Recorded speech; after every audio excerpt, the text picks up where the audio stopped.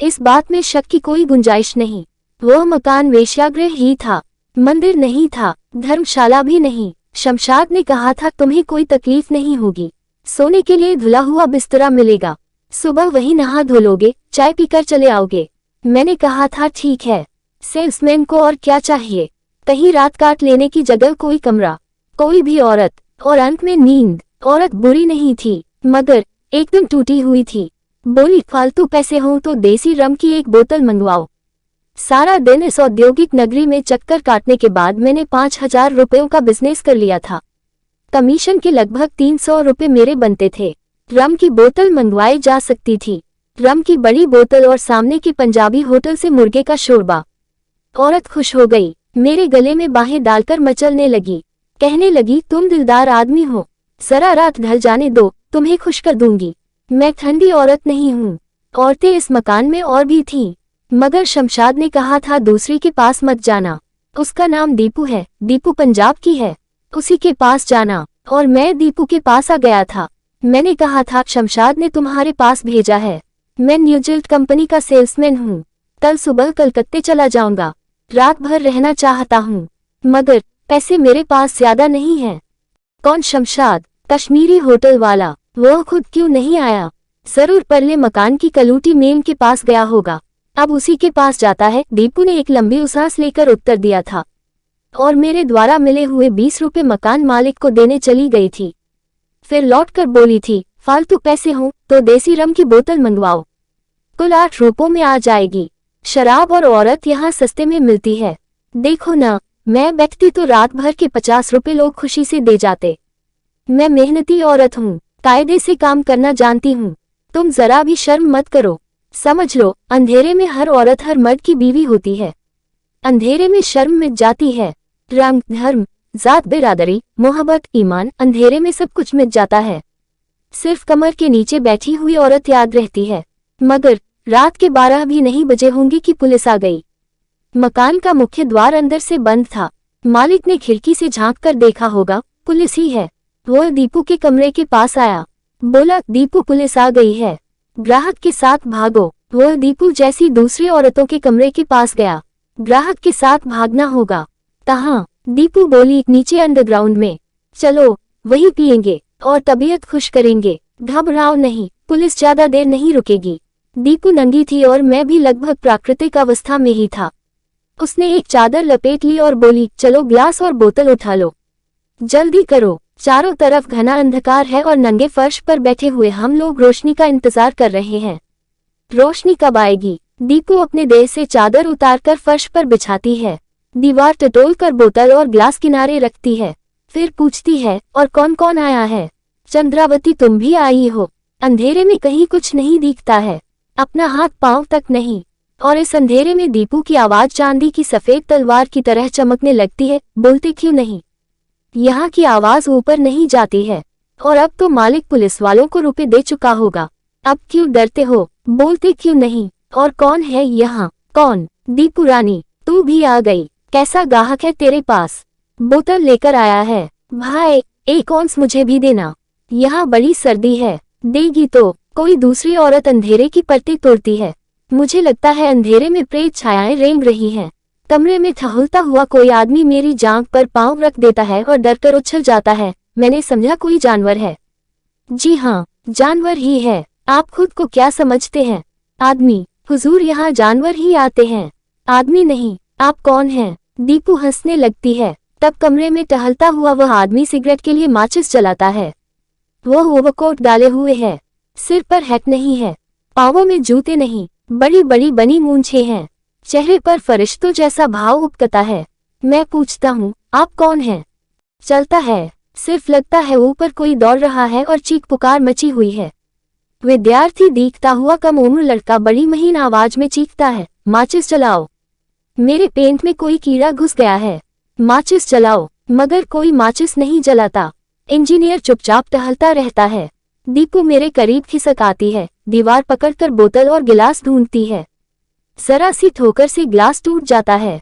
मैं फर्श टटोलता हुआ ग्लास के बड़े टुकड़े किनारे हटाने लगता हूँ। शीशे के टुकड़ों की आवाज में बड़ा ही कोमल संगीत है। दीपू बोतल खोलकर 2 घूंट शराब गले में डालती है, फिर बोतल मुझे थमाकर खांसने लगती है। पुरानी खांसी, शायद दमा है। चंद्रावती कहती है, अकेले अकेले पीने से यही होता है। दूंगी, बदजात तुम्हें भी दूंगी। इस तरह गालियां मत निकाल, दीपू चीखती है, फिर खांसने लगती है। सर्दी में जमे हुए अपने पांव में सीधा करने की कोशिश करता हूँ। दाएं पांव की उंगलियों में रबर की कोई चीज फंस जाती है। पांव ऊपर खींचकर उसे उठाता हूँ। इस तहखाने में भी रबर की यह चीज लाना लोग भूल नहीं सके।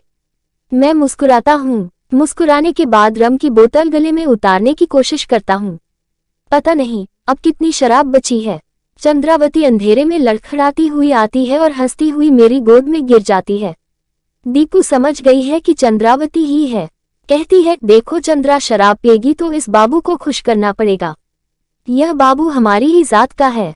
हम चमड़ा बेचते हैं, ये चमड़े से बना खेलकूद का सामान बेचता है। हाय रे, तुम तो एकदम नंगे हो। चंद्रावती खिलखिलाने लगती है। मैं खुश होकर बोतल उसके हाथ में थमा देता हूँ। वह खुश होकर बोतल दीपू के हाथ में थमा देती है। बोतल खाली हो चुकी है और मेरा सिर चकराने लगा है। रबर की वह चीज अब तक मेरी उंगलियों में पड़ी है। मेरा सिर घूम रहा है। दुर्गंध से मेरी नाक फटी जा रही है। किस चीज की दुर्गंध? लगता है आसपास कई चूहे मरे पड़े हों। चंद्रावती बहुत जरा सी औरत बन गई है। मैं उसकी ब्लाउज के अंदर हाथ डालता हूँ। अंदर जैसे कुछ भी नहीं है, सिर्फ मांस का एक झूलता हुआ टुकड़ा, मगर उसकी जांघों की पकड़ बेहद मजबूत है। मैं नफरत से भरकर दूर खिसकना चाहता हूँ, लेकिन खिसक नहीं पाता। मेरी दोनों टांगे उसकी जांघों के बीच कैद हैं। बेहद मोटी टांगे, भारी कमर। दीपू कहती है, सिर्फ मिलिट्री वाले इस चंद्री के पास आते हैं। हरामजादी, लोगों को तोड़कर रख देती है। क्यों मिस्टर सेल्समैन, क्या हाल है? मैं सिकुड़ जाता हूँ। चंद्रावती ताकत लगाती है। मैं सिकुड़ जाता हूँ। लगता है मेरी जांघों के बीच कोई मरा हुआ चूहा चिपक गया हो। शराब ने मुझे और भी सर्द बना दिया है। तभी बीच कमरे में खड़ा बूढ़ा चीखने लगता है, सांप! मुझे सांप ने काट खाया है। रोशनी जलाओ, मुझे सांप ने काट लिया। रोशनी जलाओ, मगर रोशनी नहीं होती है। इंजीनियर के जूतों की आवाज रुक जाती है, मगर माचिस नहीं जलती। चंद्रावती के साथ आया हुआ लड़का गरजता है, माचिस जलाओ। इंजीनियर साहब, माचिस जलाओ, मुझे सांप काट लेगा। मैंने एक बार सांप को मार दिया था। सांप मुझसे बदला लेगा। मुझे बचाओ, मुझे बचा लो। मगर इंजीनियर पर कोई असर नहीं होता। वह कहता है, मेरे पास 2 सिगरेट है और माचिस की कुल 2 तीली हैं। जब मुझे सिगरेट पीने की ख्वाहिश होगी तभी माचिस जलाऊंगा। अंधेरे में इंजीनियर की सिगरेट का सिरा चमकता है। उसकी घनी मूंछें चमकती हैं। वह एक किनारे दीवार के सहारे टिका खड़ा है, और वह बूढ़ा चीख रहा है, और वह लड़का चीख रहा है। और चंद्रावती कहती है, बूढ़े को मरने दो, कब्र में नहीं गया, यहाँ ऐश करने चला आया। और दीपू कहती है, रबर का सांप होगा। 8 नंबर कमरे वाली सुल्ताना पिछली पुलिस रेड में अपने साथ यहाँ रबर का सांप ले आई थी। हम लोग खूब डर गए थे। सुल्ताना का ग्राहक तो डर के मारे बेहोश हो गया था। रबर का सांप नहीं, सच्चा सांप है। मेरे पांव से खून बह रहा है। जहर ऊपर चढ़ रहा है, सबको काट लेगा। बूढ़ा आदमी चीखता रहता है और फर्श पर गिरकर छटपटाने लगता है। दीपू हंसती है, साला छटपटा रहा है। अरे अब्बाजान, बूढ़े आदमी हो, मर गए तो क्या बिगड़ जाएगा?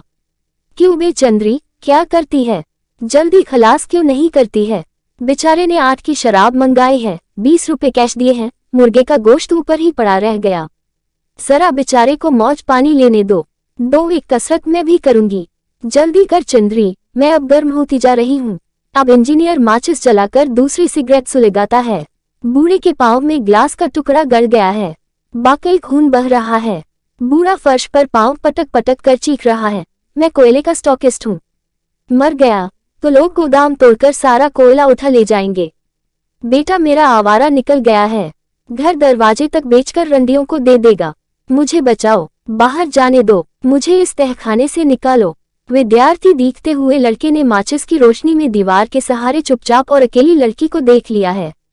बहू खिसककर उसके पास जा रहा है। लड़की डरी हुई है और खामोश है। लड़का शायद चंद्रावती के अभाव को पूरा करना चाहता है। इंजीनियर माचिस बुझा देता है और सीने की सारी ताकत लगाकर सिगरेट की काश खींचता रहता है। शराब की खाली बोतल दीपू की जांघों के बीच दबी पड़ी है। लकड़ी के कुंदों की तरह मोटी मोटी जांघें। चंद्रावती ने मेरी गर्दन में अपनी बाहें फंसा दी है और मुझे हिलाती हुई कह रही है, ए मिस्टर, थोड़ा होश तुम भी करो। अकेले मैं क्या करूं? थोड़ी ताकत लगाओ। मगर मुझे लगता है कि मैं अब बेहोश हो जाऊंगा। यहू घुटन, ये ठंडी फर्श, इंजीनियर के सिगरेट का धुआं, मरे हुए चूहों की दुर्गंध, बूढ़े आदमी की चीख पुकार, दीपू की जांघों में अटकी हुई बोतल। मुझे लगता है कि अब मैं बेहोश हो जाऊंगा। अचानक बोतल दूर फेंककर दीपू चीखती है, तू हट जा चंद्रावती, तू अब रास्ता छोड़। मैं इस बाबू को बताती हूँ। चल परे हट, साले को मैं कच्चा चबा जाऊंगी। Dot dot dot. और रम की खाली बोतल दीवार के सहारे बैठी उस लड़की के पास गिरती है। वो बड़ी पतली आवाज में चीखती है, मैं मर गई, मेरा सिर फट गया, मैं मर गई। वो लड़का शिकारी कुत्ते की तरह उछलकर उसके पास पहुंच जाता है। इंजीनियर फिर टहलने लगा है। उसके जूतों की आवाज बड़ी भयावनी है। चंद्रावती फर्श पर गिरी हुई हाँफ रही है। दीपू मेरे ऊपर चढ़ी है और मुझे झकझोर रही है। मैं धीरे धीरे सो जाता हूँ। शायद बेहोश हो जाता हूँ, शायद मर जाता हूँ। मर जाने के सिवा अब और कोई उपाय नहीं रह गया है। दोस्तों, ये कहानी आपको पसंद आई होगी। ऐसी ही मजेदार कहानी सुनने के लिए मेरे चैनल को सब्सक्राइब करें और बेल आइकन भी दबाएं। धन्यवाद।